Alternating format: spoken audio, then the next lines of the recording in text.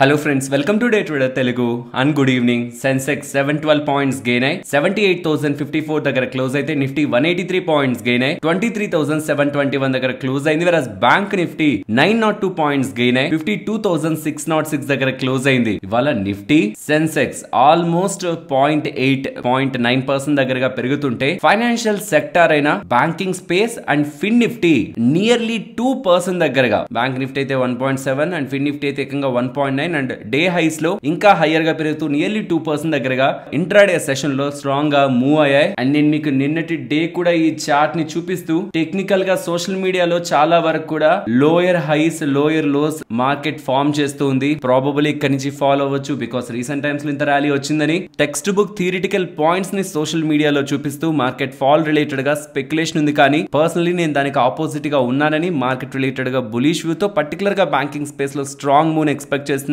నిన్న గత కొద్ది రోజుల నుంచి కూడా మనం ఇదే స్టేట్మెంట్ ని చేస్తూ వస్తున్నాం. ఇవాళ మార్కెట్ పెరిగింది కాబట్టి నేను దీన్ని అండర్లైన్ చేయట్లేదు. ఇఫ్ ఇన్ కేస్ మార్కెట్ పడుంటే కూడా 51,200 బిలో వెళ్తే నా వ్యూ ని చేంజ్ చేసుకుంటానని కూడా చెప్పాను. నేను ఎందుకు ఇది పదే పదే చెప్తున్నాను అంటే, ఒక డైరెక్షన్ లో మార్కెట్ వెళ్తున్నప్పుడు, ఒక ట్రెండ్ లో మార్కెట్ వెళ్తున్నప్పుడు లాస్ట్ పాయింట్ ఏంటో నాకు తెలియదు. అండ్ సో కాల్డ్ మార్కెట్ గురించి మేమంతా చెప్పగలమని ఏ అనలిస్టులకు కూడా తెలియదు. కాబట్టి అన్నెసరీగా మధ్యలో చిన్న చిన్న పాయింట్స్ ని పట్టుకొని మార్కెట్ రివర్స్ అయిపోతుంది, పడిపోతుంది అని రాంగ్ స్టెప్స్ ని రాంగ్ డైరెక్షన్ లో తీసుకుంటే పెద్ద మొత్తంలో క్యాపిటల్ బ్లాక్ అయి రిస్క్ లోకి వెళ్ళడానికి ఛాన్సెస్ ఉంటుంది. కాబట్టి ట్రేడర్స్ కి చెప్తున్నాను, ట్రెండ్ కి అగైనెస్ట్ గా వెళ్ళడం బదులు కావాలంటే సైడ్ వేస్ లో ఉండండి. కానీ మీకు కంఫర్ట్ లేకపోతే మార్కెట్ ఇంకేం పెరుగుతుంది, ఇంత పెరిగింది పడాల్సిందే కదా అంటే లెట్స్ కీప్ ఏ లెవెల్, ఒక లెవెల్ పెట్టుంచండి. ఆ లెవెల్ బిలో వస్తే కావాలంటే మీ ఇష్టం వచ్చింది చేయండి. కానీ ఈ డైరెక్షన్ లో ఇంత స్ట్రాంగ్ గా మీకు మార్కెట్ కనిపిస్తున్నప్పుడు 1 or 2 డేస్ మార్కెట్ లో చిన్న కన్సాలిడేషన్ వచ్చినప్పుడు వెంటనే మార్కెట్ లో బిగ్ రివర్సల్ ఎక్స్పెక్ట్ చేస్తూ పెద్ద మొత్తంలో క్యాపిటల్ ని రిస్క్ లో పెట్టకండి. నిన్నేం మాట్లాడుకున్నాం, మొన్నేం మాట్లాడుకున్నాం, ఇట్స్ ఆల్ ఓవర్. ఇవాళ మార్కెట్ లో అది రిఫ్లెక్ట్ అయింది. వాట్ నెక్స్ట్ అనేదే పాయింట్. దీని రిలేటెడ్ గా మీరు చాలా ఇంపార్టెంట్ డేటా పాయింట్స్ ని తెలుసుకోవాలి.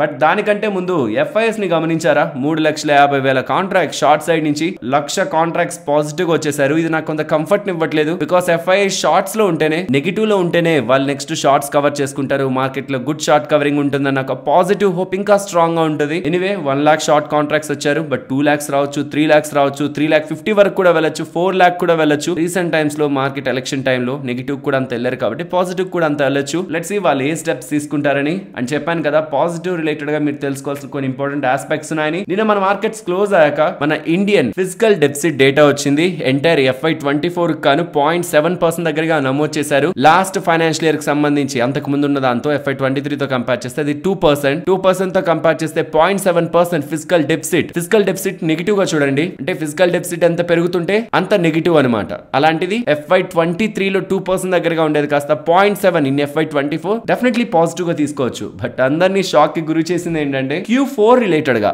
రీసెంట్ గా FY24 లో లాస్ట్ క్వార్టర్ ఉంది చూసారా, దాని రిలేటెడ్ గా 0.6% సర్ప్లస్ డేటా వచ్చింది రికార్డ్ గా. అసలు యాక్చువల్లీ ఫిజికల్ డెఫిసిట్ మనకు యూజువల్ గా ఉంటుంది, బట్ సర్ప్లస్ డేటా వచ్చింది. అది ఎలక్షన్స్ కారణంగా స్పెండింగ్ తగ్గడం కారణంగా అలా వచ్చిందా? బికాస్ యూజువల్ గా ఎలక్షన్ టైంలో పెద్దగా స్పెండింగ్ ఉండదు కాబట్టి గవర్నమెంట్ సైడ్ నుంచి అలా వచ్చిందా, నెక్స్ట్ కూడా అలా మెయింటైన్ అవుతుందా అనేది చూడాలి. దీని కారణంగా ఇండియన్ రూపీ స్ట్రెంథెన్ అవుతుంది. రీసెంట్ టైమ్స్ లో డాలర్ కి అగైనెస్ట్ గా వీక్ అవుతుంది కదా, ఇది డెఫినెట్లీ బూస్టింగ్ ఫ్యాక్టర్. ఇన్ఫాక్ట్ ఇతర దేశాల మధ్యలో, ఎఫ్ఐఎస్ మధ్యలో, ఎఫ్పిఐఎస్ మధ్యలో మన ఇండియన్ ఎకానమీని కూడా స్ట్రాంగ్ గా ఉంచుతుంది. కాబట్టి సర్ప్లస్ డేటాని with respect to GDP 0.6% GDP surplus డేటాని ఇండియన్ ఎకానమీ రిపోర్ట్ చేస్తూ ఉండడం కూడా డెఫినెట్లీ ట్రేడర్స్ పాజిటివ్ గా తీసుకోవాలి. అండ్ ఇన్ఫాక్ట్ ఇది కూడా గ్లోబల్ గా మీరు గమనిస్తే ఎన్విడియా స్టాక్, ఐ థింక్ మీ అందరికీ ఈ స్టాక్ రిలేటెడ్ గా ఆల్రెడీ ఐడియా ఉంది అని అనుకుంటున్నాను. రీసెంట్ టైమ్స్ లో భారీగా పెరుగుతూ మోస్ట్ వాల్యుబుల్ స్టాక్ గా ఆఫ్టర్ మైక్రోసాఫ్ట్ ని కూడా దాటేస్తూ మోస్ట్ వాల్యుబుల్ స్టాక్ గా ఇదైతే తయారైంది. అలాంటిది లాస్ట్ ఫ్యూ డేస్ నుంచి స్టాక్ 16% దగ్గరగా పడింది. 16% యూజువల్ గా ఇంత భారీగా పడినప్పుడు 16% అంటే ఇంత పెద్ద లార్జ్ క్యాప్ కంపెనీ ఇంతలా పడినప్పుడు యూజువల్ గా మార్కెట్స్ లో కూడా ఒక బిగ్ ఫాల్ ఉంటది. కానీ మీరు గమనించారా యుఎస్ మార్కెట్స్ లో నాస్డాక్ ఒక్కటే ఫాల్ అయింది, వెరాజ్ డౌ జోన్స్ కానీ S&P 500 కానీ పాజిటివ్ గా ఎండాయి. దీనికి ప్రధానమైన కారణం టెక్ స్టాక్ లోంచి ఏదైతే డబ్బులు బయటకు వస్తుందో అది అలా బయటికి వెళ్ళిపోవట్లేదు, ఇంకొక సెక్టార్ లోకి వెళ్తుంది. ఇది ఒక హెల్దీ మార్కెట్. యూజువల్ గా బుల్ మార్కెట్ లో ఇలాంటి ఫినామినాన్ మనం చూస్తూ ఉంటాం. ఒక సెక్టార్ నుంచి బయటికి ఎగ్జిట్ అయిన డబ్బులు అలా వెళ్ళిపోదు, బయటికి కంప్లీట్ గా వెళ్ళిపోదు, వేరే రూమ్ లోకి వెళ్తుంది. అది beat financials including banking, insurance or tech related గా, బ్యాంకింగ్ రిలేటెడ్ గా, టెక్ రిలేటెడ్ గా ఉన్న కంపెనీస్ కానీ ఏవైనా ఇతర సెక్టార్స్ ఏవేవైనా ఇతర ఈవెన్ అదర్ సెక్టార్స్ లో కూడా ఒక సెక్టార్ నుంచి వస్తే ఇంకొక సెక్టార్ కి మూవ్ అవుతుందంటే సెక్టోరియల్ షిఫ్ట్ జరిగేది ఎప్పుడు కూడా బుల్ మార్కెట్ లోనే. సో ఫర్ మీ ఇది ఒక అనదర్ కన్ఫర్మేషన్. ఓకే, మనం టెన్షన్ పడాల్సిన నీ లేదు, పోర్ట్ఫోలియోస్ రిలేటెడ్ గా అలర్ట్ అవ్వాల్సిన నీ నీడ్ లేదు. ఫర్దర్ గా ఎప్పుడైనా మార్కెట్ లో సడన్ గా ఎప్పుడైనా డిప్ వచ్చింది అనుకోండి, చెప్పాను కదా నేను క్వాంట్ మ్యూచువల్ ఫండ్ రిలేటెడ్ గా ఉంటున్న ఇష్యూతో, క్వాంట్ మ్యూచువల్ ఫండ్ లో హోల్డ్ చేస్తున్న స్టాక్స్ లేదని ఒక బిగ్ ఫాల్ వస్తే అది ఇమినెంట్ గా మనం అంటే ఇమీడియట్ గా మనం గుడ్ బయింగ్ ఆపర్చునిటీగా చూడొచ్చని ఎప్పుడు కూడా ఇది గుర్తుంచుకోండి. ఎంత బుల్ మార్కెట్ అయినా పైకి వెళ్తుంది, కొంచెం మళ్ళీ కిందకు వస్తుంది, మళ్ళీ ఈసారి పైకి వెళ్తుంది, మళ్ళీ ఈసారి కిందకు వస్తుంది, ఈసారి మళ్ళీ ఇంకా హైయర్ కి వెళ్తుంది. మనం చేయగలిగేదంట అంటే ఈ మార్కెట్ లో మనం చేయగలిగేదంతా లోయర్ కి వస్తున్నప్పుడు ఎగ్జాక్ట్ గా ఈ బాటమ్ ఎవరికి తెలియదు. ఓకే, మనం తొందరపడిపోయి ఈ లెవెల్లో యాడ్ చేసుకున్నా, ఇక్కడ యాడ్ చేసినా, బాగా తెలివిగా ఇక్కడ యాడ్ చేసినా, ఎక్కడ యాడ్ చేసినా కొంత టైం తర్వాత ఖచ్చితంగా మన ప్రైజుల కంటే హయ్యర్ గా మళ్ళీ మార్కెట్ వస్తుంది. ఎక్కడ యాడ్ చేయకపోయినా ఇక్కడ అమ్మేయడం కంటే కొద్ది రోజులు వెయిట్ చేస్తే ఇంకా దానికంటే మీరు ఇంకా హయ్యర్ ప్రైస్ ని చూస్తారు. ఈ సైకాలజీని మైండ్ లో పెట్టుకోండి. చాలా సందర్భాల్లో నేను బుల్ మార్కెట్ అనుకుందాం, నేను ఈ పాయింట్ లో కూడా బుల్ మార్కెట్ అంటున్నాను, ఈ పాయింట్ లో కూడా బుల్ మార్కెట్ అంటున్నాను అనుకోండి, బులిష్ గానే ఉంది, మార్కెట్ ట్రెండ్ పాజిటివ్ గానే ఉంది అంటున్నాను అనుకోండి. తర్వాత కొద్ది రోజులు మార్కెట్ ఒక 5% దగ్గరగా పడితే ఇతనేంటి అంతా బుల్ మార్కెట్ అన్నాడు, మార్కెట్ స్ట్రాంగ్ గా ఉందన్నాడు, మార్కెట్ ఏమో ఇలా పడిపోతుంది, ఇక మార్కెట్ కుప్పకూలిపోతుంది, మార్కెట్ రీసెంట్ గా ఫామ్ చేసిన లో ఉంటుంది కదా, ఈ లో ఉంటుంది కదా, దీనికి కూడా వెళ్ళిపోతుంది, దీని బిలో కూడా వెళ్ళిపోతుందని అనలిస్టులు, చార్ట్ ఎక్స్పర్ట్స్ అందరూ కూడా సోషల్ మీడియాలోకి వచ్చి గట్టిగా మాట్లాడతారు. కానీ గుర్తుంచుకోండి, ప్రెజెంట్స్ కంపెనీస్ రిలేటెడ్ గా పోస్ట్ చేస్తున్న డేటా, జస్ట్ ఆ డేటాను ఒకసారి ట్రాక్ చేయండి. స్మాల్ క్యాప్స్ కానీ, మిడ్ క్యాప్స్ కానీ, లార్జ్ క్యాప్స్ కానీ క్యాపెక్స్ చేస్తున్నాయి, కెపాసిటీస్ ఎక్స్పాండ్ చేస్తున్నాయి, ఎక్స్పోర్ట్స్ పెరుగుతాయి అంటున్నాయి, ఎప్పుడు లేనంత ఆర్డర్ బుక్స్ తో స్ట్రాంగ్ గా ఉన్నాయి. నా ఒపీనియన్ ఎవరికి మ్యాటర్, నేను అంటున్నానని మార్కెట్ వెళ్ళట్లేదు, మార్కెట్ వెళ్తుందని కొన్ని డేటా పాయింట్స్ కనిపిస్తున్నాయి కాబట్టి నేను అంటున్నాను. దీంట్లో చాలా డిఫరెన్స్ ఉంది. అండ్ గుర్తుంచుకోండి, మార్కెట్ లో ఎవరు క్రెడిట్ తీసుకోలేరు. నేను చెప్పానని అంటే చిన్నపిల్లల తత్వం అవుతుంది. బికాస్ ఎవరు చెప్పారని మార్కెట్ లో జరగదు. నేను ప్రయత్నిస్తున్నదల్లా, నేను ఇన్ని వీడియోస్ లో కంప్లీట్ గా బులిష్ గా అంటున్నది కూడా, నేను ఇలా అంటున్నప్పుడు నాకు అగైనెస్ట్ గా జరిగితే నెగిటివ్ కామెంట్స్ వస్తాయి. మీరు చెప్పారు నేను ఇక్కడే తీసేసేవాడిని, కానీ మీరు చెప్పిన మాటతో నేను హోల్డ్ చేశాను, పడిపోయింది మార్కెట్ అని కూడా చాలా సార్లు నేను కామెంట్ సెక్షన్ లో చూశాను. బట్ సేమ్ వాళ్ళే మళ్ళీ మార్కెట్ దానికంటే హయ్యర్ కి వెళ్ళినప్పుడు ఖచ్చితంగా కామెంట్ సెక్షన్ లో పాజిటివ్ గా చెప్పరు. పడినప్పుడు నన్ను నెగిటివ్ గా అనుకున్నా పర్లేదు, కానీ నేను బిగినర్స్ కి చెప్తున్నాను, మీరు ఇప్పటి వరకు మంచిగా పర్ఫార్మ్ చేస్తున్న కంపెనీస్ ని ఏ పాయింట్ లో ఎవరు చెప్పారని, ఓవర్ వాల్యుయేషన్స్ అని, ఎగ్జూబరెంట్ అని, ఓవర్ గా స్పెక్యులేట్ అయిపోయింది, బబుల్ వచ్చేసింది, ఇవి అవి అని ఎన్ని చెప్తున్నా సరే, మీకంతగా చెప్తున్న వాళ్ళపైన అంత స్ట్రాంగ్ ఒపీనియన్ ఖచ్చితంగా వాళ్ళు మంచిగా చెప్తారు. మనకి వాళ్ళు ఎప్పుడు కూడా మనకి హాని చేయాలనుకోరు కదా, అలా చెప్తున్నారంటే రైటేలే అనుకోని మీరు ఏదైనా చేయాలనుకుంటే, కొత్తగా ఇన్వెస్ట్మెంట్స్ కావాలంటే మీ డెసిషన్ తీసుకోండి, పెట్టాలా లేదా ఈ వాల్యుయేషన్స్ లో నేను పెట్టను అని. బట్ ఉన్న ఇన్వెస్ట్మెంట్స్ ని టచ్ చేయకండి. ఇన్వెస్ట్మెంట్స్ ఎప్పుడు కూడా మార్కెట్ సైకిల్స్ లో మీరు టైం చేయడానికి మీకు కనిపించవు. మార్కెట్స్ ఎప్పుడు మనకి చెప్పి పడదు ఆర్ మనకి ఇన్ఫార్మ్ చేసి పెరగదు. ఇది ఎప్పటికీ బిగినర్స్ మైండ్ లో ఉంచుకోవాలి. Present on going bull market లో మీరు ఎక్స్పర్ట్ అవుదామని థింక్ చేసి ఇదే హై అనుకోని ఇక్కడి నుంచి వచ్చేద్దామని థింక్ చేస్తే యూ విల్ రిగ్రెట్ లేటర్. మీరు ఖచ్చితంగా తర్వాత రిగ్రెట్ అవుతారు. మీరు ఏవైతే క్వాలిటీ స్టాక్స్ లో ఇన్వెస్ట్మెంట్ చేస్తున్నారో ఆ ఇన్వెస్ట్మెంట్స్ ని ఇర్రెస్పెక్టివ్ ఆఫ్ మార్కెట్ ఫాల్, ఎక్కడో ఏదో జరిగింది, ఓవరాల్ గా గ్లోబల్ మార్కెట్స్ అని 2% 5% ఫాల్ అవుతాయి, అది నా చేతుల్లో మీ చేతుల్లో ఉంటుందా? ఆరేదో ఈసారి బడ్జెట్ లో ట్యాక్స్ ని పెంచేశారనుకుందాం స్టాక్ మార్కెట్ పరంగా, సడన్ గా మార్కెట్స్ ఒక 3% 4% పడిపోతాయి. ఇప్పుడు ఈ పాయింట్ లో కూర్చొని ఆలోచించండి, నిజంగా అలాంటి ఫాల్ సస్టైన్ అవుతుందా? ఆర్ పెంచితే పెంచారులే మార్కెట్ లో ట్యాక్స్, కంపెనీలకి ఏం ఇంపాక్ట్ కాదు కదా, కంపెనీలు అలానే ఉంటాయి కదా ఇన్వెస్ట్మెంట్స్, అవి గ్రో అవుతుంటే ఇన్వెస్టర్స్ పరిగెత్తాల్సిందే కదా వాటి వెనక. ఆబ్వియస్లీ లాంగ్ టర్మ్ లో ఇలాంటి టెంపరరీ నెగిటివ్ ఫ్యాక్టర్స్ అన్ని కూడా అడ్వాంటేజ్లు క్రియేట్ చేస్తాయి కానీ డిసడ్వాంటేజ్లు కాదు. సో ప్రతి ఒక్క ఇన్వెస్టర్ కి చెప్తున్నాను, be prepare for market fall. నాకు ఫాల్ రావాలి, 4% 5% రావాలనే కోరుకోండి, వస్తే ఆపర్చునిటీ అని గుర్తుంచుకోండి. మీ దగ్గర డబ్బులు లేకపోతే వెయిట్ చేయండి, అంతేకాని మార్కెట్ పెరిగిపోతుంటే పోర్ట్ఫోలియోలో పెరిగిపోతున్న లాభాన్ని మిల్క్ చేసుకుందాం, ఇక్కడతో ఎండ్ చేద్దాం, పడితే తెలివిగా మళ్ళీ కొందాం అనుకుంటే మాత్రం మీరు నిజంగా ఎక్స్పర్ట్ అని ఫీల్ అవుతుంటే అలానే చేయండి. బట్ పర్సనలీ నేనైతే ఎక్స్పర్ట్ ని కాదు, నేను స్టిల్ మార్కెట్ నుంచి నేర్చుకుంటున్నాను, అండ్ నేర్చుకున్నవి మీకు చెప్తున్నాను. ఇలా చెప్పడానికి కూడా ప్రధానమైన కారణం, ప్రతిసారి ఆల్ టైమ్ హైస్ కి వెళ్ళినప్పుడల్లా నేను సోషల్ మీడియాలో ఏదో ఒక చిన్న చిన్న చార్ట్స్ ని చూపించేసి 2008 లో ఇలానే జరిగింది, 2020 లో ఇలానే జరిగిందని చెప్తున్నారు. ఫ్రెండ్స్, నెగిటివ్ గా మాట్లాడినప్పుడే ఎక్కువ రీచ్ ఉంటుందని అలా మాట్లాడుతూ ఉండొచ్చు. వాళ్ళు 20 సార్లు చెప్తారు, ఒక్కసారి జరిగినా నేను చెప్పానని చెప్పి కోర్సులు నమ్ముకుంటూ ఉంటారు. వాళ్ళ మెయిన్ ఇంటెన్షన్ ఏంటో ఆలోచించండి. వాళ్ళకి రీచ్ కావాలి, కోర్సులు నమ్మడం కావాలి తప్పించి ఆరు ఇలా ఎలా నేను ప్రిడిక్ట్ చేయగలిగాను, ఇందులో జాయిన్ అయి తెలుసుకోండి అంటారు 20-30 సార్లు చెప్పి. అలాంటి వాళ్ళ మాటలు నమ్మకండి. మీ ఇన్వెస్ట్మెంట్స్ ని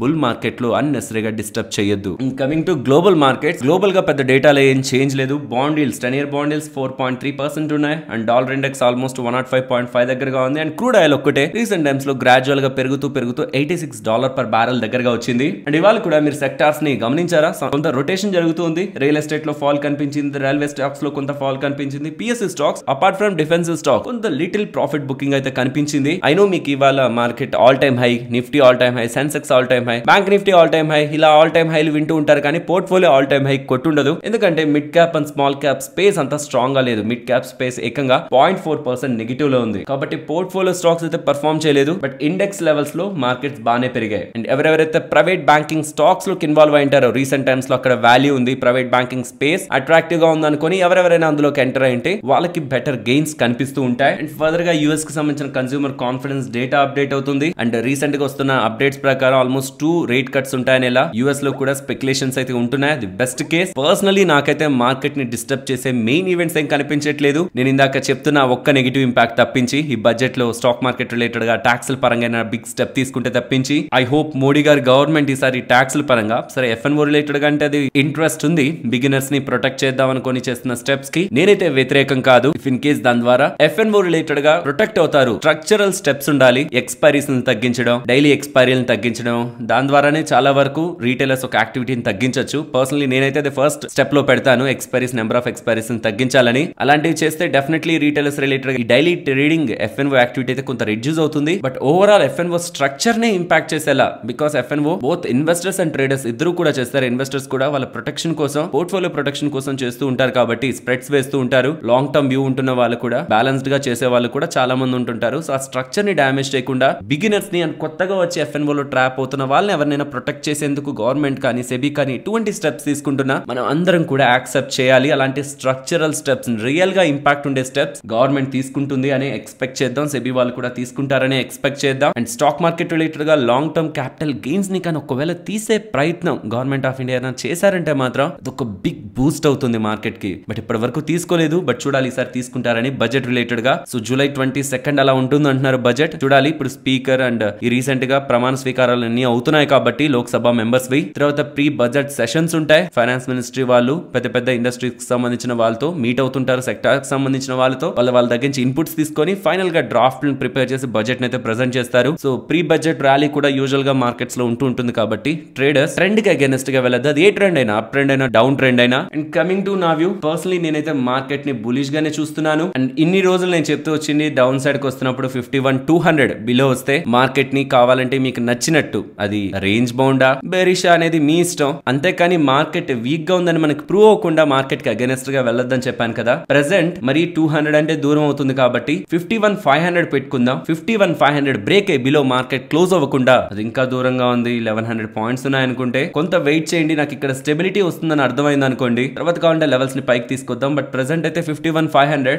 రీసెంట్ కన్సాలిడేషన్ లో ఒక వాల్యూ ఏరియాగా అయితే ఆ జోన్ అయితే కనిపిస్తుంది 51,500. సో 51,500, 600 ఆ జోన్ బ్రేక్ అయ్యి బిలో మార్కెట్ క్లోజ్ అవ్వకుండా మార్కెట్ రిలేటెడ్ గా అగైనెస్ట్ గా వెళ్ళదు. And coming to Nifty same ఇక్కడ కూడా 23,500 బ్రేక్ చేసి మార్కెట్ బిలో క్లోజ్ అవ్వకుండా ఇక్కడ కూడా మార్కెట్ కి అగైనెస్ట్ గా వెళ్ళదు. ట్రెండ్ ఎంత వరకు తీసుకువెళ్తుందో, మొమెంటం ఎంత వరకు తీసుకువెళ్తుందో ఏదైనా ఆ డైరెక్షన్ లో ఉండైనా చూడాలి, లేదంటే సైడ్ వేస్ లో ఉండైనా చూడాలి. కానీ అగైనెస్ట్ గా ఉండి చూడడంలో లాజిక్ లేదన్న విషయాన్ని ట్రేడర్స్ గుర్తుంచుకోవాలి. అండ్ నిన్న చెప్పిందే నేను మళ్ళీ చెప్తున్నాను. నాకు అగైనెస్ట్ గా మీరు తీసుకోవాలనుకుంటే, లైక్ నేను బులిష్ గా ఉన్నాను, మీరు బేరిష్ గా తీసుకోవాలనుకున్నా, రేంజ్ బౌండ్ లో తీసుకోవాలనుకుంటున్నా తీసుకోండి. బట్ ప్రాపర్ హెడ్జింగ్ తో తీసుకోండి, ప్రాపర్ లాజిక్ తో తీసుకోండి, ప్రాపర్ స్టాప్ లాస్ తో తీసుకోండి. మీరు రాంగ్ ఏ లెవెల్ దగ్గర అయితే బయటకు వస్తారో తెలుసుకోండి. ఎంత లాస్ ఇవ్వాలనుకుంటున్నారు అనేది ప్రాపర్ గా ప్లాన్ చేసి, అగైనెస్ట్ గా వెళ్తున్నప్పుడు ప్రాపర్ గా ప్లాన్ చేసి ఎంటర్ అవ్వండి. ఇఫ్ నేను రాంగ్ అయి మీరు రైట్ అవుతుంటే బిగ్ మనీ వస్తుంది, ఆర్ మీరు రైట్ అయినా స్మాల్ ఇంపాక్ట్ మీ ట్రేడింగ్ అకౌంట్ మీద పడుతుంది. ఎల్స్ అలా బ్లైండ్ గా మార్కెట్ కి అగైనెస్ట్ గా వెళ్ళారంటే ఆ డైరెక్షన్ ఎంత దూరం వెళ్తుందో మీకు తెలియదు కాబట్టి పర్టికులర్ గా ఆప్షన్ సెల్లర్స్ బిగ్ వేలో ట్రాప్ అవుతారు. జాగ్రత్త ఫ్రెండ్స్. ఇలా మార్కెట్ లో ఉంటున్న ఎంటైర్ డేటాను అనాలిసిస్ చేస్తూ ఇలా వీడియోని మీ ముందుకు తీసుకొని రావడానికి మేము పెడుతున్న ఎఫర్ట్స్ మీకు వాల్యుబుల్ గా అనిపిస్తూ ఉంటే మన వీడియోని తప్పకుండా లైక్ చేయండి ఫ్రెండ్స్. చాలా వరకు ఫైనాన్షియల్ ప్లాట్ఫామ్స్ లో టొమాటో ప్రైస్లు 100 రూపీస్ కు వెళ్ళిపోయాయి. ఆనియన్ ప్రైస్లు 100 రూపీస్ దగ్గరగా ఉంటున్నాయి. ఈవెన్ పొటాటోస్ కూడా 50-80 రూపీస్ దగ్గరగా పర్ కేజీ దగ్గరగా అమ్ముతున్నారని. ఇన్ఫాక్ట్ ఈ ప్రైస్లు ఇంకా పెరగడానికి పాసిబిలిటీ ఉంటుందనేలా డేటా అయితే కనిపిస్తూ ఉంది. నేను ప్రెసెంట్ వైజాగ్ లో ఉంటున్నాను. వైజాగ్ లో ఆల్మోస్ట్ టొమాటోస్ 85 రూపీస్ దగ్గరగా రీసెంట్ గా కొన్నాను బయటకు వెళ్ళినప్పుడు. మీ ఊర్లో ఎలా ఉంటున్నాయి ప్రైస్లు ఒకసారి చెప్పండి. దీని రిలేటెడ్ గా మీకు ఒక ఇంట్రెస్టింగ్ డేటా అని చెప్తాను, ఎందుకని ఇలా ప్రైస్లు పెరుగుతూ ఉంటాయని. యూజువల్ గా మార్కెట్ కి వెళ్ళి ప్రతి సంవత్సరం మార్కెట్ కి వెళ్ళి బయట సరుకులు కొనే వాళ్ళకి ఖచ్చితంగా ఇది ఐడియా ఉంటుంది. సమ్మర్ అయిపోయాక ప్రతి ఒక్క కూరగాయల ధరలు పెరుగుతాయి. ఈవెన్ మీరు మార్కెట్స్ లో మీరు గమనించుంటే, నేను రీసెంట్ టైమ్స్ లో కూడా ఇక్కడ పెద్ద మార్కెట్ ఉంటుంది MVP లో, అక్కడికి వెళ్ళి గమనించినప్పుడు మ్యాంగోస్ తప్పితే ఇంక ఏ పెద్ద కూర కూరగాయలు కూడా మనకి కనిపించవు. బికాస్ ఈ సమ్మర్ లో హీట్ కారణంగా బాగా అర్థం చేసుకోవాలి, సమ్మర్ లో హీట్ కారణంగా చాలా వరకు కూరగాయలు ప్రొడక్షన్ తగ్గిపోతాయి. చాలా వరకు పంటలు అనుకున్న దానికంటే హీట్ వేవ్స్ ఎక్కువ ఉంటే డ్యామేజ్ అవుతాయి, ప్రొడక్షన్ తగ్గుతుంది. కాబట్టి ఈవెన్ ప్రైస్ పెరిగినా ఇది రైతులకు పెద్ద ఉపయోగం ఉండదు. ఇలా ధర పెరిగిందని తెలిసి కొంతమంది కొత్తగా వ్యవసాయం చేస్తున్న వాళ్ళు ఇప్పుడు పంటను వేస్తారు. మోస్ట్లీ అది చేతికి వచ్చే టైంకి ప్రైజులు అన్ని పడిపోయి ఉంటాయి. సో ఎంత రేట్లు పెరిగినా రైతులకి పెద్ద లాభం ఎప్పుడు కూడా ఉండదు. అండ్ ఏదైనా డిమాండ్ అండ్ సప్లై ఆధారితంగా ఉంటుంది. సమ్మర్ కారణంగా క్రాప్స్ ఈల్డ్ తగ్గుతూ ఉండడం, మనకి ప్రైజ్లు ఇలా పెరుగుతాయి. మాన్సూన్స్ ఎప్పుడైతే సెట్టిన్ అవుతాయో, ఇప్పుడైతే మాన్సూన్స్ డిలే అవుతున్నాయి, ప్రాబబ్లీ ప్రైజ్లు ఇంకా ఇలానే పెరుగుతూ ఉండడానికే ఛాన్సెస్ ఉన్నాయి. ఎప్పుడైతే మాన్సూన్ స్టార్ట్ అవుతాయో దాని కారణంగా క్రాప్స్ బెటర్ అవుతాయి, తర్వాత కూడా ప్రైజ్లు కూల్ ఆఫ్ అవుతాయి. అండ్ రైతులకు కూడా ఇదే వ్యాపారం చేసే రైతులకి ఒక్కొక్క టైంలో 2 రూపాయలు, 10 రూపాయలు, 5 రూపాయలకి అమ్మిన డేస్ కూడా వస్తాయి. అప్పుడు వాళ్ళ దగ్గర పంట చాలా ఎక్కువ ఉంటుంది. కానీ ఈ పాయింట్ లో ధర ఎక్కువ ఉన్నా వాళ్ళ దగ్గర పంట అమ్మడానికి పెద్ద క్వాంటిటీస్ లో ఉండవు. ఎక్కడో ఒక దగ్గర ఒక రైతు మాత్రమే పెద్ద మొత్తంలో ఈ టైంలో పంటని సాగు చేయగలుగుంటారు. వాళ్ళు మీరు వింటూ ఉంటారంతే యూట్యూబ్స్ లో అలాగా రైతుకి ఇంత లాభం వచ్చిందని. బట్ అందరికీ అలా జరగదు. దీన్ని చూసి వేసిన రైతులకి సరైన టైంలో దిగుబడి అందక అది డిలే అవడం కారణంగా బాగా ధర పడిపోయినప్పుడు మళ్ళీ ఆ దిగుమతి రావడం తనకి పెద్ద లాభాలే ఉండవు. సో కాబట్టి అల్టిమేట్ గా ఈ ధరలు పెరగడం వల్ల సామాన్యుల మీద భారం పడుతుంది, కానీ రైతులకైతే పెద్ద లక్షల్లో లాభం అయితే ఉండదు. కానీ ధర పడినప్పుడు సామాన్యుడికి లాభం ఉంటుంది, కానీ రైతులకి భారీ నష్టం ఉంటుంది. అండ్ ఈ సదరన్ స్టేట్స్ లో టమాటోస్, ఆనియన్స్ 100 రూపీస్ దగ్గరికి వెళ్ళిపోతున్నాయని, దీని కారణంగా ఒక మధ్యతరగతి వ్యక్తి పైన భారీగా ఇంపాక్ట్ పడుతుందని ఇలా కనిపిస్తుంది. బట్ అది ప్రతిసారి జరిగే ఫినామినానే, అదేం కొత్తగా ఈసారి జరుగుతున్నది కాదు, ప్రతిసారి ఇదే జరుగుతుంది. తర్వాత మళ్ళీ మాన్సూన్ సీజన్ సెట్ అయినాక మళ్ళీ అవే కూరగాయల ధరలు 20 రూపాయలు, 10 రూపాయలని కూడా మీరు వింటూ ఉంటారు. రెగ్యులర్ గా మార్కెట్స్ కు వెళ్తున్న వాళ్ళకి తెలుస్తుంది. కానీ గుర్తుంచుకోవాలి, ఇంత పెరగడానికి కూడా ప్రధానమైన కారణం సమ్మర్ ఎక్కువ ఉండడం కారణంగా, క్రాప్ తక్కువ అవడం కారణంగా, డిమాండ్ అలానే ఉండడం, సప్లై తగ్గడం కారణంగానే ఇలా ప్రైస్ పెరిగింది. కానీ రైతులందరి దగ్గర మంచి పంట ఉండి ఇలా ధర అయితే పెరగలేదు. కమింగ్ టైమ్స్ లో వాళ్ళ దగ్గర ఎప్పుడైతే పంట పెరుగుతుందో మళ్ళీ రేట్లు అనేవి నార్మల్ అండ్ బిలో నార్మల్ కూడా ఫాలో అవుతాయనే విషయాన్ని అందరూ గుర్తుంచుకోవాలి. అండ్ నెక్స్ట్ ఫిన్ ఇన్ఫ్లుయెన్సర్స్ రెడీగా ఉండండి, ఇంక్లూడింగ్ మన ఛానల్ తో సహా. 27th జూన్ ఫిన్ ఇన్ఫ్లుయెన్సర్స్ రిలేటెడ్ గా సెబీ కొన్ని అప్డేట్స్ చేసే ఛాన్సెస్ అయితే ఉన్నాయి. FNO సెగ్మెంట్ రిలేటెడ్ గాను రీసెంట్ టైమ్స్ లో ఆ లిస్ట్ లో ఏవి ఉండాలనేలా కొత్త క్రైటీరియాతో FNO స్టాక్స్ ఒక సెలెక్షన్ రిలేటెడ్ గా ఒక సర్క్యులర్ అయితే రిలీజ్ చేశారు. అదే కానీ అమలు అవుతూ ఉంటే ఆల్మోస్ట్ ఒక 25 స్టాక్స్ దగ్గరగా FNO లిస్ట్ నుంచి అయితే తొలగించబడతాయి. 180+ స్టాక్స్ దగ్గరగా ఉన్నాయి, 25 దగ్గరగా పోతాయి. అండ్ దీంతో పాటు ఫిన్ ఇన్ఫ్లుయెన్సర్స్ ని కంట్రోల్ చేయడానికి వాళ్ళు FNO ట్రేడింగ్ రిలేటెడ్ గా మార్కెట్ లో పర్టికులర్ గా ఇన్స్టాగ్రామ్ లో మీరు చూసారనుకోండి, ప్రతి రోజు అసలు ట్రేడింగ్ వచ్చిన వాళ్ళు రాని వాళ్ళు స్క్రీన్ మీదకి ఫోన్ తీసుకెళ్లి అక్కడ ఉన్న ప్రాఫిట్ ని చూపిస్తూ ఇది మీరు కూడా సంపాదించవచ్చు, గంటలో ఇంత సంపాదించాను, వారంలో ఇంత సంపాదించాను, ఈ కార్ దాని వల్లే కొన్నాను, ఇప్పుడు కొత్తగా ఇల్లు కట్టుకుంటున్నాను, ఇలాంటి మాటలన్నీ చెప్పి బయోలో మన కోర్సు లింక్ ఉందని 5,000, 10,000, 20,000 పట్టి అమ్ముతూ ఉండడం, బెడ్ మీద మొత్తం డబ్బులు పెట్టుకొని ఇదంతా FNO ట్రేడింగ్ ద్వారానే వచ్చింది, మీరు కూడా రండని అమాయకపు ప్రజల్ని లాగుతూ ఉండడం. ఫిన్ ఇన్ఫ్లుయెన్సర్స్ ని ఎలా అయినా కంట్రోల్ చేయాలని సెబీ వాళ్ళైతే ప్రయత్నిస్తున్నారు. బట్ ఈ ప్రాసెస్ లో వాళ్ళకు వస్తున్న అన్ని రెవెన్యూ సోర్సెస్ ని ఆపితే కానీ వాళ్ళు కామ్ గా ఉండరని ఖచ్చితంగా సెబీ వాళ్ళు అనుకుంటారు. అండ్ కొన్ని హార్ష్ స్టెప్స్ కూడా తీసుకుంటారు. దీని కారణంగా ప్రాపర్ గా గైడ్ చేస్తూ ట్రాప్స్ లోకి పడకుండా రూల్స్ ని ఫాలో అవుతున్న ట్రేడింగ్ అండ్ ఇన్వెస్ట్మెంట్ ఛానల్స్ ఎవరెవరైతే మేబీ డీమ్యాట్ అకౌంట్ లింక్స్ ని ఇస్తూ ఉంటారో ఆ ఇన్వెస్ట్మెంట్స్ ఛానల్స్ కానీ, ట్రేడింగ్ ఛానల్స్ కానీ, ఆ ఇన్వెస్ట్మెంట్ కమ్ ట్రేడింగ్ రెండు చేస్తున్న ఛానల్స్ కానీ ఒకవేళ ఇన్కమ్ రిలేటెడ్ గా ఏదైనా సెబీ వాళ్ళు స్టెప్స్ తీసుకుంటే వాళ్ళ మీద డెఫినెట్ గా ఇంపాక్ట్ అయితే ఉంటుంది. దీంతో పాటు ఇంకేమైనా చర్యలు తీసుకుంటారా స్టాక్ మార్కెట్ గురించి మాట్లాడాలంటే? ఈ క్రైటీరియాస్ ఉండాలనా, లేకపోతే ఇందులో రిజిస్టర్ అవ్వాలనా, లేకపోతే ఈ మాట్లాడొద్దు ఇవి మాట్లాడండి అన్నా, ఏదైనా గైడ్ లైన్స్ ని కూడా ఇష్యూ చేస్తారో చూడాలి. As a stock market channel ఎప్పటికీ రూల్స్ ని మనం ఫాలో అవుతూనే మనం ఈ ఫీల్డ్ లో ఉండాల్సి ఉంటుంది. మనకి ఇష్టం ఉన్నా లేకున్నా సెబీ వాళ్ళు ఒక మెథడ్ తీసుకుంటున్నారంటే అది ఎదిరించి మనం ముందుకు వెళ్ళడం కాదు, అందులో ఉన్న రూల్స్ ని కూడా మనం ఫాలో అవుతూ వెళ్ళాలి. కాబట్టి సెబీ వాళ్ళు తీసుకునే ఏ రూల్ అయినా అది ఎలా ఫైనాన్షియల్ గా ఇంపాక్ట్ చేస్తున్నా అల్టిమేట్ గా అందరూ ఫాలో అవ్వాల్సిందే. అండ్ రీటైలర్స్ కూడా గుర్తుంచుకోవాల్సింది. అండ్ మీరు ఎవరైనా కొత్త వాళ్ళకి కూడా చెప్పాల్సింది, ఇన్వెస్ట్మెంట్ రిలేటెడ్ గా కానీ, ట్రేడింగ్ రిలేటెడ్ గా కానీ ఒకరు ఇంపాక్ట్ చేస్తే వచ్చే ట్రిగ్గర్ కారణంగా ఎంటర్ అయితే, అది స్టాక్స్ లోకి ఎంటర్ అవుతున్నా, మీకు కాల్స్ వచ్చాయా, మెసేజెస్ వచ్చాయనన్నా, FNO అయినా సరే మీకు డైలీ టిప్స్ ఇస్తామన్నా, లేకపోతే ఇలా చేస్తే అలా అవుతాం, అలా చేస్తే ఇలా అవుతామని డైలీ మిమ్మల్ని మోటివేట్ చేస్తూ కోర్సులు, పెయిడ్ టిప్స్, వాళ్ళ దగ్గర అకౌంట్స్ ఓపెన్ చేస్తే మీ దగ్గర ఒక ట్రేడ్ చేయిస్తే చాలు మంచిగా డబ్బులు వస్తుందని మోస్ట్ ఆఫ్ ద ఛానల్స్ ఏం చేస్తున్నాయంటే వాళ్ళ అండర్లో అకౌంట్ ఓపెన్ చేయించిన దగ్గర ఇష్టం ఉన్నా లేకుండా ఖచ్చితంగా డైలీ ఒక ట్రేడ్ చేయించేలా కూడా ప్లాన్ చేస్తున్నారు. నేను రీసెంట్ టైమ్స్ లో కూడా చాలా సార్లు చెప్పాను,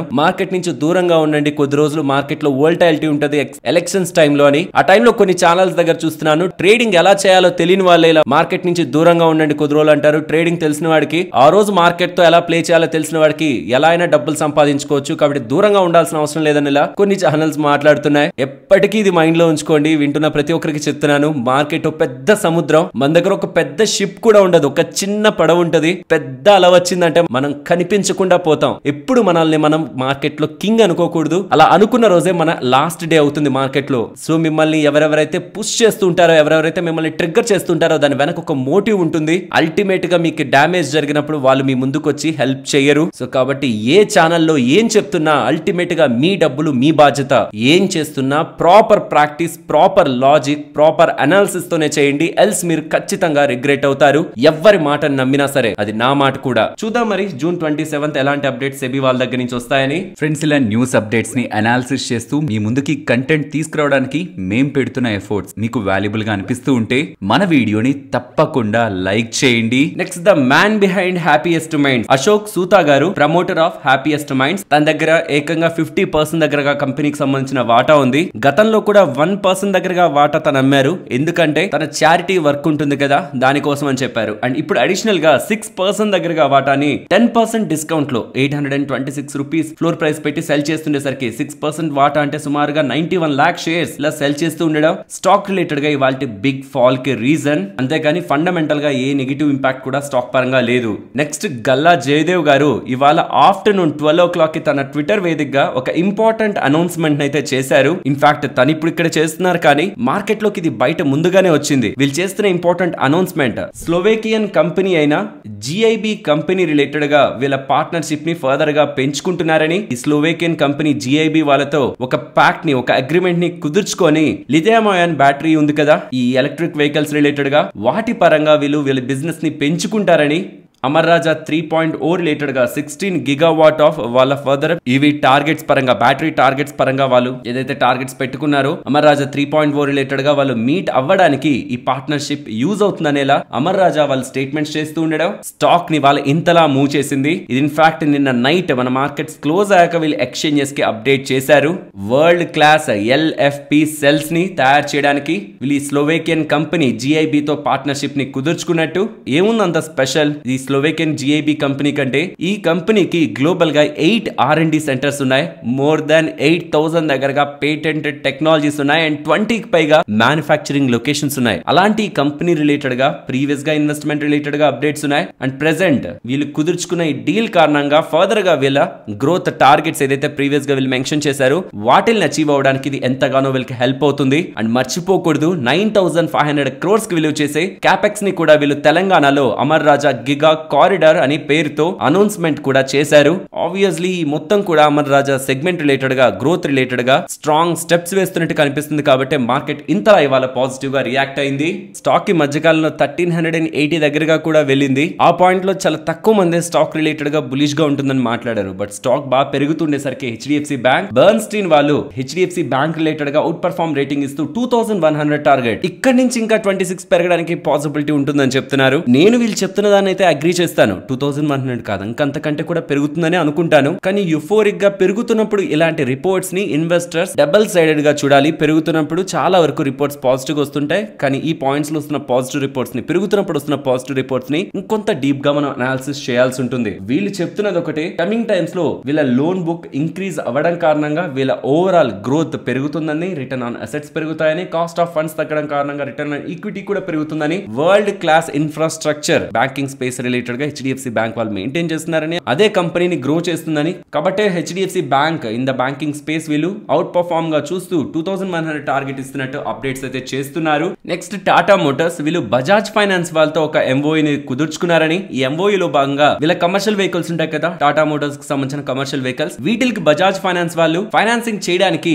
ఈ MOU వీళ్ళిద్దరు బిజినెస్ గ్రో అవడానికి యూజ్ అవుతుందనేలా టాటా మోటార్స్ వాళ్ళు అప్డేట్ చేస్తున్నారు. అండ్ ఆదాని గ్రూప్ వాళ్ళు FY25 లో 1,30,000 కోట్ల దగ్గరగా ఇన్వెస్ట్మెంట్స్ చేయబోతున్నారనేలా అప్డేట్స్ అయితే కనిపిస్తున్నాయి. ఆల్మోస్ట్ $50 బిలియన్ దగ్గరగా గ్రీన్ హైడ్రోజన్ మీద 3 మిలియన్ టన్ కెపాసిటీని బై 2034 లోపు యాడ్ చేసుకుంటారని. ఆదాని ఎయిర్పోర్ట్స్ IPO FY25 లో మార్కెట్ లోకి వస్తుందని. అండ్ ఆదాని గ్రీన్ రిలేటెడ్ గా 34,000 crore investment 6 to 7 GW of energy related గా సెటప్ చేయడానికి FY25 లో వీళ్ళు చేస్తారని. అండ్ ఈ మొత్తం డబ్బుల్ని డిప్లాయ్ చేశాక 1,30,000 కోట్ల క్యాపిటల్ ని స్పెండ్ చేశాక కూడా, ఇన్వెస్ట్ చేశాక కూడా 30% 10% మార్జిన్స్ ని వీళ్ళు మెయింటైన్ చేస్తారని, ఫర్ ఎవ్రీ $1 బిలియన్ వీళ్ళు స్పెండ్ చేస్తున్న దాంట్లో గ్రోత్ రిలేటెడ్ గా 70% ఆఫ్ ద క్యాష్ ఇంటర్నల్ గా జనరేట్ అవుతుందనే దాని రిలేటెడ్ గా company CFO Adani enterprises related గా స్ట్రాంగ్ కామెంట్స్ అయితే చేశారు. ఫ్రెండ్స్, నాకు ఈ అదానీ గ్రూప్ లో నచ్చేది ఏంటంటే వాళ్ళు ఎలా బిజినెస్ చేస్తున్నారు, ఆ ఎథిక్స్ ఏంటనేది నాకు తెలియదు. ఎవరితో కాంటాక్ట్స్ ఉన్నాయి, వాళ్ళకి ఎందుకు ఆర్డర్స్ వస్తున్నాయి, ఎందుకు అలా స్ట్రాంగ్ గా గ్రో అవుతున్నారు,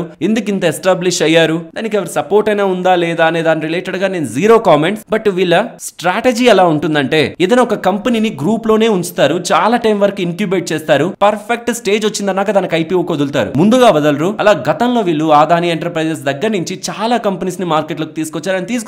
తీసుకొచ్చిన మోస్ట్ ఆఫ్ ద కంపెనీస్ కూడా 1 or 2 తప్పించి మోస్ట్ సక్సెస్ఫుల్ గా ఉన్నాయి. అండ్ ఇప్పుడు అదానీ ఎయిర్పోర్ట్స్ గురించి కూడా కామెంట్స్ చేస్తున్నారు. FY28 లో తీసుకొస్తారని, స్ట్రాంగ్ క్యాపెక్స్ 1,30,000 కోట్ల దగ్గరగా స్పెండింగ్స్ కూడా కమింగ్ టైమ్స్ లో ఉంటాయని. యాజ్ ఆఫ్ నౌ ఇన్వెస్టర్స్ కి అదానీ గ్రూప్ అయితే నష్టం చేయలేదు. హోప్ఫుల్లీ నెక్స్ట్ కమింగ్ టైమ్స్ లో కూడా అలానే ఉంటుందని. నెక్స్ట్ హిటాచీ ఎనర్జీ, వీళ్ళకి 790 crores విలువ చేసే ఆర్డర్ ఆస్ట్రేలియన్ బేస్డ్ కంపెనీ దగ్గర నుంచి లభించిందని ఎక్స్చేంజెస్ కి వీళ్ళు అప్డేట్ చేస్తున్నారు. నెక్స్ట్ బంధన్ బ్యాంక్ గురించి మాట్లాడుకోవాలి. బంధన్ బ్యాంక్ ఒక బోర్డ్ లో అడిషనల్ డైరెక్టర్ గా రిజర్వ్ బ్యాంక్ ఆఫ్ ఇండియాలో రీసెంట్ గా రిటైర్ అయిన చీఫ్ జనరల్ మేనేజర్ అయిన అరుణ్ కుమార్ సింగ్ గారిని అపాయింట్ చేస్తూ ఉండడం. యూజువల్ గా ఎప్పుడైనా ఒక బ్యాంక్ లో ఇబ్బందులు ఉంటుంటేనే RBI సైడ్ నుంచి ఎవరో ఒక అడిషనల్ డైరెక్టర్ గా వచ్చి అపాయింట్ అవుతూ ఉంటారు. సో ఇలా అపాయింట్ చేశారనగానే ఒక బ్యాంక్ లో కొంత కష్టకాలం ఉంటున్నట్టుంది, అందుకే ఇలా అపాయింట్మెంట్ చేశారు బంధన్ బ్యాంక్ లో అని. స్టాక్ లో ఇవాళ మనకి ఇలా కొంత ఇంపాక్ట్ అయితే కనిపించింది. అండ్ క్రాఫ్ట్ మ్యాన్ ఆటోమేషన్ గురించి మాట్లాడుకోవాలి. వీళ్ళు రిలేటెడ్ గా వస్తున్న అప్డేట్, వీళ్ళు Sunbeam light weighting solution related గా MOE ని కుదుర్చుకున్నారని. And not only Sunbeam వాళ్ళతో, కెదరా క్యాపిటల్ వాళ్ళతో కూడా వీళ్ళు MOE ని కుదుర్చుకొని ఈ సన్ బీమ్ కి సంబంధించిన బిజినెస్ ని కంప్లీట్ గా కానీ ఆర్ సర్టైన్ పోర్షన్ లో కానీ కొనడానికి క్రాఫ్ట్ మ్యాన్ ఆటోమేషన్ వాళ్ళు ప్రయత్నిస్తారనేలా అప్డేట్స్ అయితే కనిపిస్తున్నాయి. ఈ సన్ బీమ్ కంపెనీ ఏం బిజినెస్ చేస్తుంది అనేది ఇక్కడ మీరు స్క్రీన్ పైన గమనించవచ్చు. వీళ్ళు world class quality components to automotive and non automotive segments కి వీళ్ళు ప్రొవైడ్ చేస్తూ ఉంటారు. వీళ్ళు ఏషియాలోనే the largest player in aluminium die casting business. So ఈ క్రాఫ్ట్ మ్యాన్ ఆటోమేషన్ రిలేటెడ్ గా ఉంటున్న బిజినెస్ లోనే ఉంటున్న కంపెనీ రిలేటెడ్ గా అక్విజిషన్ అనే అప్డేట్స్ వస్తూ ఉండడం స్టాక్ ఇవాళ ఇలా మూవ్ అయింది. నెక్స్ట్ నిఫ్టీ అలాగే bank Nifty support and resistance. Nifty present ఉన్న లెవెల్స్ నుంచి డౌన్ సైడ్ 23,700 to 618 గమనించండి. ఆ 20 పాయింట్ జోన్ అది బ్రేక్ అయితే 23,630, ఆ బిలో 23,580 అండ్ అబోవ్ వస్తుంటే 23,760 ఇవాళ ఫేస్ చేసిన resistance. And above 23,840. Coming to bank Nifty, ఇవాళ మనం ప్రీవియస్ గా ఇది మీకు టెలిగ్రామ్ లో కానీ ప్రీవియస్ వీడియోస్ లో కూడా కనిపించే ఉంటుంది. ఈ రెసిస్టెన్స్ దగ్గరే ఇవాళ కన్సాలిడేట్ అయింది. అండ్ నేను ఎక్స్పెక్ట్ చేస్తున్నది ఒకవేళ రేపు ఒకవేళ ఏమైనా ఈ లెవెల్ కి బిలో వస్తే టువర్డ్స్ 50 to 100 వరకు కూడా మార్కెట్ లో ఫాల్ ఉండొచ్చు. It's consolidation. ఒకవేళ ఇక్కడ సపోర్ట్ తీసుకుని మళ్ళీ రివర్సల్ కానీ అప్ సైడ్ కి వెళ్తుంటే టువర్డ్స్ 53,040 నెక్స్ట్ బ్యాంక్ నిఫ్టీ పరంగా ఉంటున్న important resistance. And coming to market Nifty, personal గా నేనైతే 800 ని కూడా బ్రేక్ చేసేస్తుంది నిఫ్టీ అని అయితే అనుకోవట్లేదు. బ్యాంక్ నిఫ్టీ రిలేటెడ్ గా అయితే డైరెక్షనల్ గా స్ట్రాంగ్ గానే ఉన్నాను, హైయర్ హైస్ కే వెళ్తుందని. But Nifty I'm not expecting that great move. So ఇప్పటి వరకు మనం చూసిన రేంజ్ 23,200 to 23,800, ఈ 600 పాయింట్ రేంజ్. సో టువర్డ్స్ 23,800 వస్తూ ఉంటే